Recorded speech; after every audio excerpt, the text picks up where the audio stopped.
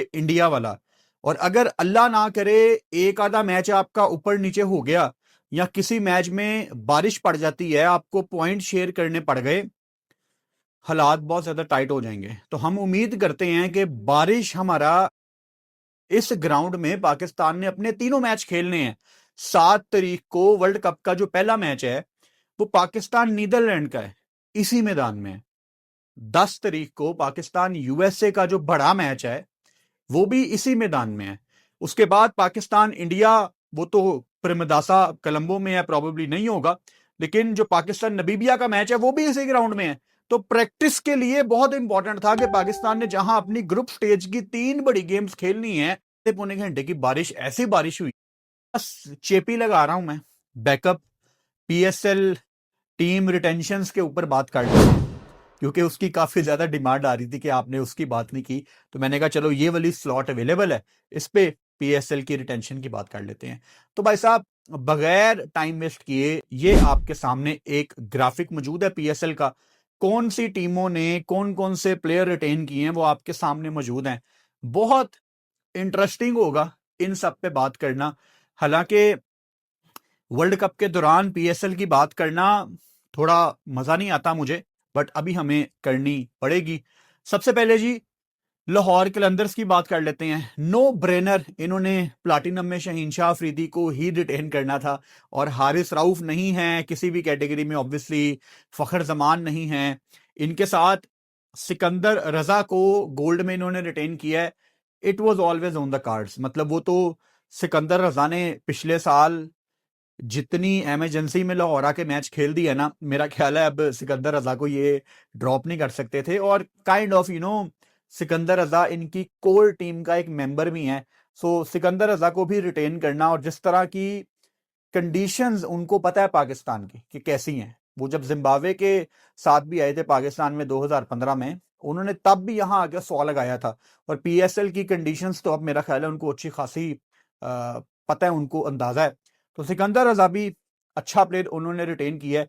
Diamond में उन्होंने अब्दुल्ला शफीक को रिटेन किया है। Now this is very surprising, because I will be very honest, मुझे तवक्को नहीं थी कि लाहौर कलंदर्स अब्दुल्ला शफीक को रिटेन करेंगे, क्योंकि जिस तरह की फॉर्म अब्दुल्ला शफीक की इंटरनेशनल क्रिकेट में चल रही है, he is struggling for runs. उनको रन्स नहीं मिल रहे, उनको फॉर्म नहीं मिल रही, खोई हुई फॉर्म, और बहुत ही खोए खोए नजर आ रहे हैं। फॉर्मर क्रिकेटर्स उनकी टेक्निक के भी मसले निकाल रहे हैं।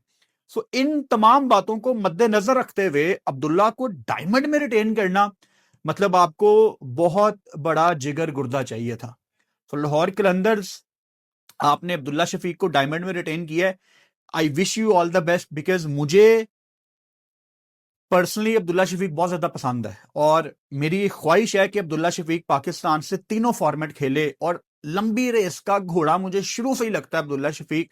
और क्या अब्दुल्ला T20 में पाकिस्तान को सर्व कर सकता है, ये तो हमें आने वाला टाइम बताएगा। लेकिन लाहौर कलंदर्स की तरफ से उन्होंने लाहौर कलंदर्स को ऐसी नॉक्स खेल के दी हैं जो हमें भी सोचने पे मजबूर कर देती है कि अब्दुल्ला शायद पाकिस्तान का भी एक मेंबर हो सकता है T20 टीम का। और लाहौर कलंदर्स ने आपको पहले भी प्लेयर्स प्रोवाइड किए हैं जिन्होंने पाकिस्तान टीम को सर्व किया है। So I wish all the best to Abdullah Shafique and Lahore Qalandars. Silver में इन्होंने नईम को रिटेन किया।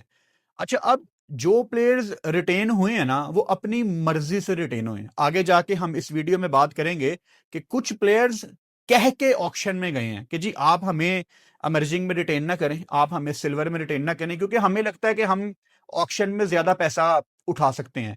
मिसाल के तौर पे मैं बड़ा खुश हूं कि पेशावर ज़ल्मी ने मास सदाकत को रिटेन नहीं किया, क्योंकि मास सदाकत जैसा टैलेंट, भाई साहब, वो बड़ी मछली है, वो ये छोटी कैटेगरीज का प्लेयर नहीं है। तो पेशावर ज़ल्मी, अच्छी बात है कि मास सदाकत रिटेन नहीं हुआ, या पता नहीं वो होना नहीं चाहता था या उन्होंने किया नहीं, आई डोंट नो। शायद वो होना नहीं चाहता होगा, क्योंकि वो ऑक्शन में जाएगा ना मास सदाकत, आप देखना उसका $1.5 लाख कहीं नहीं गया, वो बड़ा महंगा बिकेगा मास सदाकत। तो अच्छी बात है कि वो छोटी कैटेगरी में नहीं है। सो लाहौर कलंदर ने सिल्वर में नईम को रिटेन किया है, और अगर ये ना रिटेन करते ना, तो नईम भी एक ऐसा टैलेंट है जो कि शायद इससे ज्यादा पैसों में जा सकता था। मैं तो कहता हूं कि एक पीएसएल का सीजन आने वाला है, शायद यही वाला सीजन हो कि वो नईम का सीजन होना है। बहुत ही अच्छा टैलेंट है। मैं हमेशा मेंशन करता हूं कि मुझे जैसन रॉय की याद आती है मोहम्मद नईम को देख के। और खेलना है नईम ने पाकिस्तान से। अब कब खेलता है, 1 साल 2 साल 3 साल, लेकिन खेलेगा ये पाकिस्तान से। बहुत टैलेंटेड प्लेयर है। अगर आप मेरे से पूछें कि क्या लाहौर की इस रिटेंशन लिस्ट से मैं सेटिस्फाई हूं, तो ठीक है। मतलब हारिस राउफ का ऑलरेडी T20 में आजकल उनके सितारे गर्दिश में है। पाकिस्तान टीम ने भी उनको ड्रॉप किया हुआ है। आई थिंक ये ना अपनी कोर टीम पूरी करने की कोशिश करेंगे। बाकी भी कर सकते हैं, लेकिन लाहौर सबसे ज्यादा कोशिश कर सकती है अपनी कोर टीम को रिटेन करने की, उनको दोबारा खरीदने की। मिसाल के तौर पे आई वॉन्ट बी सरप्राइज अगर लाहौर कलंदर फखर जमान को ऑक्शन में उठाने के लिए आगे तक जाए। You never know. Haris Rauf को ये कोशिश करेंगे। लगता मुझे यही है कि ये सलमान मिर्जा से भी उसके पीछे पीछे हो गई है। और व्हाई नॉट। सलमान मिर्जा ने जितना हम सबको इंप्रेस किया है, और पाकिस्तान टीम के अब वो परमानेंट मेंबर हैं और इनकी प्रोडक्ट है लाहौर कलंदर्स की। जमान खान के पीछे भी जाएंगे। तो लाहौर कलंदर्स को देख के मुझे ये लगता है कि ये अपनी कोर टीम को पूरा करने के लिए ना पूरी जान लगा देंगे। और मेरी होम टीम है Lahore Qalandar. I am from Lahore, I live in Lahore.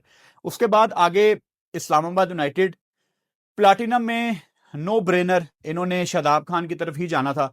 और शादाब खान इस्लामाबाद यूनाइटेड मतलब एक बहुत ही पुराना रिश्ता है।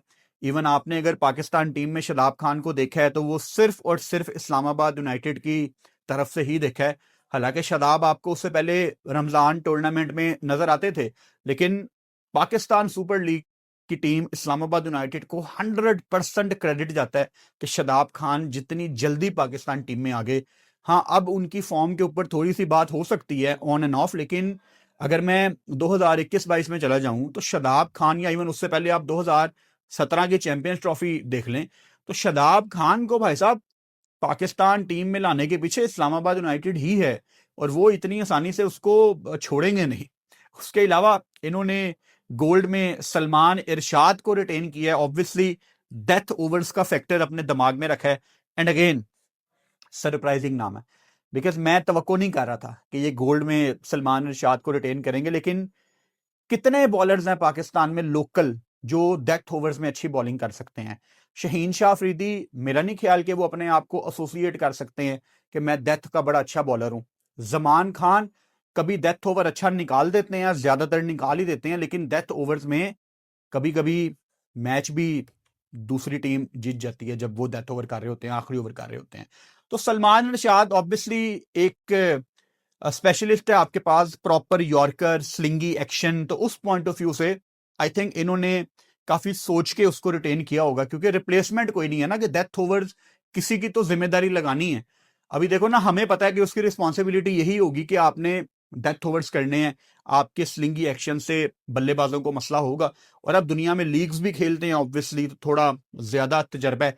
अच्छा, सिल्वर में इन्होंने यूएसए के प्लेयर एंड्रस गॉस को रिटेन किया है। ये बहुत अच्छी रिटेंशन है, क्योंकि गॉस इतना जबरदस्त प्लेयर है। पीएसएल में इसने अपनी वैल्यू भी आपको दिखाई, और यूएसए की टीम भी इसके ऊपर प्रॉपर बैंक करती है। यानी यूएसए की टीम में अब आपको 2-3 मैच विनर नजर आते हैं, लेकिन जब कोई नहीं क्लिक करता था ना, तो गॉस मैच निकालता था यूएसए के लिए। और इसने पाकिस्तान के अगेंस्ट भी अच्छी बारी लगाई थी 2024 के वर्ल्ड कप में। मतलब आपको लगता नहीं है कि ये एक लो रैंक टीम का बैटर है। बड़ी हिट्टे भी लगाता है। देख के पता लगता है कि प्रॉपर उसकी टेक्निक पक्की है, किसी किस्म का कोई फ्लॉ नहीं है। और आप अच्छी बॉल करके ही गॉस को आउट कर सकते हो। तो ये मेरा ख्याल है बहुत स्मार्ट इन्होंने मूव किया है गॉस को रिटेन करके। सो ओवरऑल इन्होंने डायमंड में किसी को रिटेन नहीं किया, और ऑब्वियसली इमर्जिंग में भी किसी को रिटेन नहीं किया। कराची किंग्स मेरी फॉर्मर टीम, इनके लिए काम किया हुआ है डिजिटल में मैंने। अब आजकल हसन अली पाकिस्तान टीम में नहीं है, तो इसीलिए ओपिनियन बहुत ज्यादा डिवाइड है लोगों की कि हसन अली को प्लैटिनम में आपने कैसे रिटेन कर लिया। देखो, आप अगर आखिरी सीजन देखोगे ना, उसमें हसन अली ने बड़ी अच्छी क्रिकेट खेली थी। आपको वो जान मारता हुआ नजर आ रहा था। Hasan Ali can bat as well. Bowling तो वो अच्छी करते ही करते हैं, ऊपर नीचे थोड़ी सी फॉर्म चलती रहती है। लेकिन हसन अली को इन्होंने रिटेन किया है। मैं कोई बहुत ज्यादा सरप्राइज नहीं हूं। सबसे ज्यादा जो मुझे दुख है कि एक प्लेयर को इन्होंने कैसे हाथ से जाने दिया। आपको पता ही है मैं किसकी बात कर रहा हूं, Irfan Khan Niazi. Irfan Khan is ready to play for Pakistan और पाकिस्तान टीम ने भी उसके साथ बड़ी ज्यादती की है। आई होप कि अगर इरफान खान नियाजी किसी टीम में जाए तो वो कराची किंग्स में ही जाए, क्योंकि मुझे एक बड़ी स्ट्रॉन्ग किस्म की वाइब आती है कि कराची किंग्स ने उससे बात की होगी। मेरे पास ये कोई खबर नहीं है, लेकिन कराची किंग्स ने उसको कहा होगा कि ऑब्वियसली हम सबसे पहले तुझे उठाएंगे और तेरे लिए जहां तक हमें बिड लगानी पड़ी ना हम बिड लगाएंगे। So I want to see Irfan Khan Niazi back in Karachi Kings. इन्होंने अब्बास अफरीदी को डायमंड में रिटेन किया है, brilliant job. Because Abbas Afridi तो पाकिस्तान लेवल का प्लेयर है। अब्बास अफरीदी ने तो आपको जब आप बांग्लादेश गए थे नीचे से आपको बैटिंग करके भी दिखाई थी, और मुझे बॉल के साथ तो अब्बास के ऊपर किसी किस्म का कोई डाउट ही नहीं है। पाकिस्तान टीम में अब्बास अफरीदी को एक परमानेंट मेंबर होना चाहिए व्हाइट बॉल में। अगर वो आपकी 11 में नहीं है, एटलीस्ट उसको 15 में ट्रेवल आपको करवाना चाहिए। तो यहां पे जिसका भी ये डिसीजन था अब्बास को रिटेन करने का, गुड जॉब। गोल्ड में इन्होंने खुशदिल शाह को रखा है, और खुशदिल शाह ने लास्ट सीजन में भी आपको कैमियो खेल के दिखाए थे, और पाकिस्तानी पिचेस पे इतना तजर्बा है खुशदिल शाह का। This is making sense to me. और एमर्जिंग में इन्होंने साद बेग को ऑब्वियसली रिटेन किया, विकेट कीपर हैं, पाकिस्तान अंडर 19 की कप्तानी भी कर चुके हैं। और आपको कभी कभी एमर्जिंग में ना ऐसे प्लेयर चाहिए होते हैं जिनके साथ आप आके 5-6 साल की इन्वेस्टमेंट सोच सकें। तो उस पॉइंट ऑफ व्यू से ये ऑब्वियसली सेंस बना रहा है डिसीजन। ओवरऑल कराची की पिक्स ठीक है, अच्छी हैं। सबसे अच्छी पिक्स किसकी हैं वो मैं आपको बताऊंगा आगे जाके।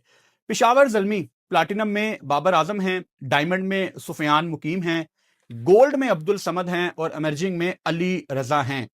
साइम अयूब अगर कोई फ्रेंचाइज अपने हाथ से जाने दे रही है ना, वो सिर्फ एक बेवकूफ फ्रेंचाइज है। मैंने आपको 3 महीने पहले यह खबर दी थी कि साइम अयूब पेशावर जल्मी से नहीं खेलना चाहता, लेकिन उसकी कुछ शर्तें हैं। शायद मैं आपको ठीक टाइम पे ऑक्शन वाले दिन उसकी शर्तें बता भी दूं, लेकिन मानी जा सकती थी। अब पेशावर जल्मी को अपना फ्यूचर भी तो देखना है ना। अब with all due respect, Babar Azam ने प्रोबेबली T20 में अपनी पीक देख ली है। 2019, 20, 21, 22, अल्लाह करे वो अब भी रन करना शुरू कर दे, पाकिस्तान से आउट ऑफ फॉर्म है, लेकिन आप एज ए फ्रेंचाइज ऑक्शन में अपना फ्यूचर सिक्योर करते हो। अभी सलमान अली आगा पाकिस्तान की कप्तानी कर रहे हैं, और अभी मुझे एक फीलिंग आ रही है कि सलमान अली आगा ना आपको प्रोबेबली वनडे में भी पाकिस्तान के कप्तान बनते नजर आ जाएंगे फ्यूचर में, क्योंकि शहीन जितनी इंजरी कैरी करता है। मैं तो तब भी खुश नहीं था जब इन्होंने शहीन को कप्तान बनाया था वनडे का। मुझे लगता है कि आगा आपका तीनों फॉर्मेट का आगे जाके मुझे कप्तान लग रहा है। लेट्स सी कि ये शान के साथ कंटिन्यू करते हैं कि नहीं। सो अगर सलमान अली आगा का वाइस आपको किसी को बनाना है, अब आगा को तजर्बा इतने साल का है, पता नहीं कितने सालों से वो डोमेस्टिक खेल रहा है, उसको मैं बचपन से देख रहा हूं डोमेस्टिक खेल ही जा रहे हैं आगा जी। इतना तजर्बा जो उसको है, आपकी अब रिस्पॉन्सिबिलिटी ये होनी चाहिए एज ए क्रिकेट बोर्ड कि आप आगा के नीचे किसी को वाइस लगाएं, और सारी दुनिया को पता हो कि पाकिस्तान का अपकमिंग कप्तान ये है। और वो लड़का कौन होगा? आई थिंक एक ही नाम है, और वो साइम अयूब है। मैं ये नहीं कह रहा कि साइम अयूब को कप्तान बना दो, नहीं, लेकिन वाइस कप्तान आपका T20 वर्ल्ड कप में कौन है? कोई कहेगा शादाब खान, लेकिन किसी को नाम नहीं किया गया कि ये आपका वाइस कप्तान है। By the way travelling reserve भी नहीं गए जो कि जाने चाहिए थे। तो कौन है आपका वाइस कप्तान? तो साइम अयूब T20 में, वनडे में पाकिस्तान की रेड हॉट प्रॉपर्टी है। आप अपना फ्यूचर सिक्योर करते। खैर साइम अयूब भाई साहब आप देखेंगे PSL में probably one of the most expensive picks होगा। जल्मी के पास बहुत बड़ी अपॉर्चुनिटी थी उसको रोकने की, लेकिन इनको बहुत ब्रेव कॉल लेनी पड़नी थी। लेकिन जाहिर बात है पेशावर जल्मी PSL जीतना नहीं चाहती। पेशावर जल्मी का है बस हमारा सोशल मीडिया अच्छा चलता रहे, हम 3-4 मॉडल्स को ऑन बोर्ड कर लेते हैं, किसी लॉलीवुड की एक्ट्रेसेस से कोई गाना करवा लेते हैं, अपनी गाड़ियों के ब्रांड की मशहूरी कर देते हैं, अपने AC बनाने वाले ब्रांड की मशहूरी कर देते हैं। तो वो बिजनेस पॉइंट ऑफ व्यू से ठीक है, उनको एक ऐसा बंदा मिला हुआ है जो पाकिस्तान में बहुत ज्यादा पॉपुलर है। तो Peshawar Zalmi fans, I am sorry, I am sure Peshawar Zalmi के जो पक्के सपोर्टर हैं, लॉयल, जो अपनी टीम को जीतते हुए देखना चाहते हैं, वो हैरान और परेशान होंगे कि यार आप साइम अयूब को क्यों नहीं आपने रोका। और अगेन मौका था रोकने का। लोगों ने ये तो आपको मेरे एडिट निकाल के दिखाए कि फुरकान भट्टी ने कह दिया कि साइम अयूब पेशावर ज़ल्मी से नहीं खेलेगा, लेकिन अगली मेन बात थी कि कुछ शर्तें हैं, वो मान लेते, वो रुक जाता आपके पास। फोन लेना है लेकिन बजट बहुत टाइट है।